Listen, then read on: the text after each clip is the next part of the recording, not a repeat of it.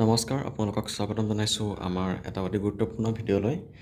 আজি আপোনালোকৰ বাবে লৈ আহিছোঁ গুৱাহাটী ইউনিভাৰ্চিটি যি BEdৰ এণ্ট্ৰেঞ্চ হৈছিলে, সেই এণ্ট্ৰেঞ্চৰ যিটো কাট অফ মাৰ্ক, ইউনিভাৰ্চিটিৰ ফালৰ পৰা দিয়া ফাইনেল মেৰিট লিষ্টৰ যিটো কাট অফ, সেই কাট অফ মাৰ্কৰ বিষয়ে আলোচনা কৰিবলৈ। ইয়াত তেওঁলোকে দিছে যে কাট অফ মাৰ্কৰ যিটো লিষ্ট দিছে, এইটো আনৰিজাৰ্ভৰ ক্ষেত্ৰত 90 আৰু ৰিজাৰ্ভ কেটেগৰীৰ ক্ষেত্ৰত 80। এতিয়া কথা হ'ল যিসকল আনৰিজাৰ্ভ কেণ্ডিডেট তেওঁলোকৰ 90 মাৰ্কছ হ'ব লাগিব, তেতিয়া তেওঁলোকে অসমৰ যিকোনো গুৱাহাটী ইউনিভাৰ্চিটিৰ আণ্ডাৰ BEd কলেজত এপ্লাই কৰিব পাৰিব। আৰু ৰিজাৰ্ভ কেণ্ডিডেট যিসকল OBC, SC, ST প্লেন, তেওঁলোকৰ 80 হ'ব লাগিব। তেতিয়াহে তেওঁলোকে যিকোনো BEd কলেজত, গুৱাহাটী ইউনিভাৰ্চিটিৰ আণ্ডাৰ BEd কলেজত এপ্লাই কৰিব পাৰিব। ইয়াত লিখিছে যে candidate among the applications received by the college institutions with proper verification of necessary documents as per NCT rules. College institutions will notify the admission process date of issue from date of admission only after publication of final merit list by the university. আৰু college ইনষ্টিটিউশ্যনবিলাকে যেতিয়া final merit list প্ৰকাশ পাব, তাৰপিছতে যিটো তেওঁলোকৰ এডমিশ্যনৰ date আৰু এডমিশ্যনৰ ন'টিচ সেয়া প্ৰকাশ কৰিব। আৰু ইয়াত পাৰ্চেণ্টেজটো দিয়া আছে ৰিজাৰ্ভ আৰু আনৰিজাৰ্ভৰ, ৰিজাৰ্ভ কেটেগৰীসমূহৰ। ইয়াত OBCৰ বাবে আছে 27%, SCৰ বাবে আছে 7%, ST প্লেনৰ বাবে আছে 10%, ST হিলৰ বাবে আছে 5%, PWDৰ বাবে আছে 3% আৰু EWS, যিসকল আনৰিজাৰ্ভ কেটেগৰী, যিসকল আনৰিজাৰ্ভ কেণ্ডিডেট EWS আছে তেওঁলোকৰ বাবে 10%, মানে ইকনমিকেলি ৱেকাৰ ছেকশ্যন 10% আনৰিজাৰ্ভ কেটেগৰীৰ বাবে আছে EWSৰ যি quota. Submission of NCL EWS certificate in current financial year from competent authority is must for OBC and OBC candidates, without which the candidate will be cancelled. No acknowledgement of receipt letter is to be considered for selection of candidate. ST Hills candidates should be domicile of Assam. EWS is valid only for unreserved category. EWS to all unreserved category karone valid hobo. The college institution should upload the merit and waiting list in the concerned college institution website at least 2 days before the admission. আৰু college ইনষ্টিটিউশ্যনে 2 daysৰ আগতে, এডমিশ্যনৰ 2 days আগতে তেওঁলোকৰ ৱেইটিং list আৰু merit list upload কৰিব লাগিব ৱেবছাইটত।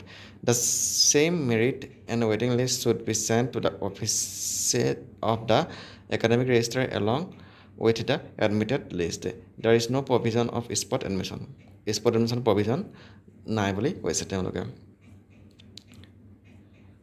The list of admitted candidates should be sent to the undersigned airguwahati.ac.in on before 28/08/2024. The admission list should be sent in the Excel file format.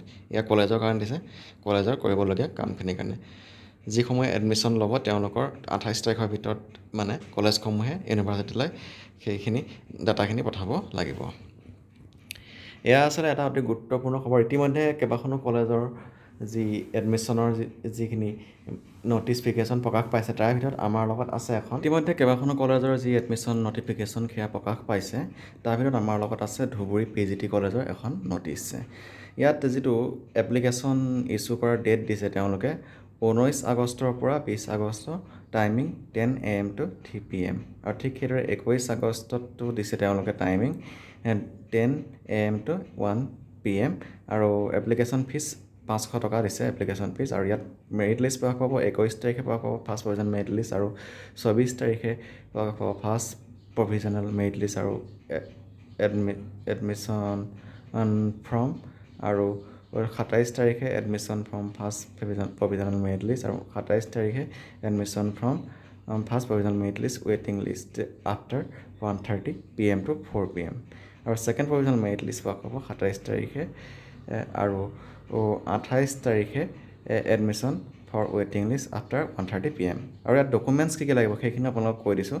এইবিলাক সকলো কলেজৰ ক্ষেত্ৰত একেই হ'ব প্ৰায়। ফটোকপি লাগিব গুৱাহাটী BEd এণ্ট্ৰেঞ্চৰ যিটো এডমিটৰ, আৰু প্ৰিণ্ট আউট লাগিব গুৱাহাটী BEd এণ্ট্ৰেঞ্চৰ ৰিজাল্ট শ্বীটৰ, আৰু recent colour passport size photo লাগিব 4 কপি, আৰু ফটোকপি লাগিব SSLC এডমিট এজ প্ৰুফ, আৰু photocopy of caste certificate and marksheet and all semester graduation লাগিব, আৰু কাষ্ট চাৰ্টিফিকেট লাগিব তেনেকৈ, আৰু EWS হ'লে EWS চাৰ্টিফিকেট লাগিব, আৰু আধাৰ কাৰ্ড আৰু পান কাৰ্ড লাগিব, এইখিনি লাগিব। এইবিলাক সকলো কলেজৰ বাবে প্ৰায় একেই হ'ব।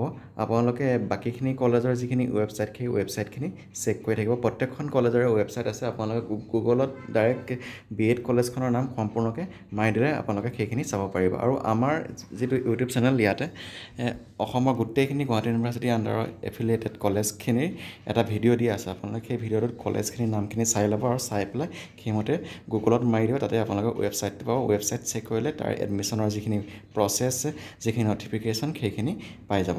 আৰু এইখিনিতে এটা কথা আপোনালোকক ক'ম, যিসমূহ কেণ্ডিডেটে তুলনামূলকভাৱে মাৰ্কছসমূহ কম পাইছে তেওঁলোকে যদি BEd পঢ়িবলৈ মন আছে অসমৰ প্ৰাইভেটতে হওক বা গভৰ্ণমেণ্টতে হওক আপোনালোকে অসমৰ গোটেইখিনি কলেজত আপোনালোকে এপ্লিকেশ্যন কৰিবলৈ চেষ্টা কৰিব। তেতিয়াহে আপোনালোকে এডমিশ্যন পাবলৈ সক্ষম হ'ব।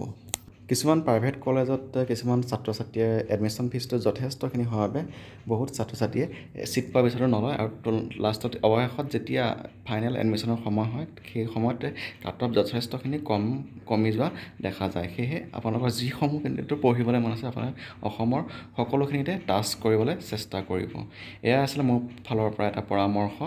আজিলৈ ভিডিঅ'টো ইমানতে সামৰণি মাৰিছোঁ। এনেকুৱা ধৰণৰ ভিডিঅ'সমূহ পাবলৈ আজি আমাৰ চেনেলটো ছাবস্ক্ৰাইব কৰি ল'ব আৰু লগতে কিবা জানিবলগীয়া থাকিলে কমেণ্ট কৰিবলৈ নাপাহৰিব। ধন্যবাদ।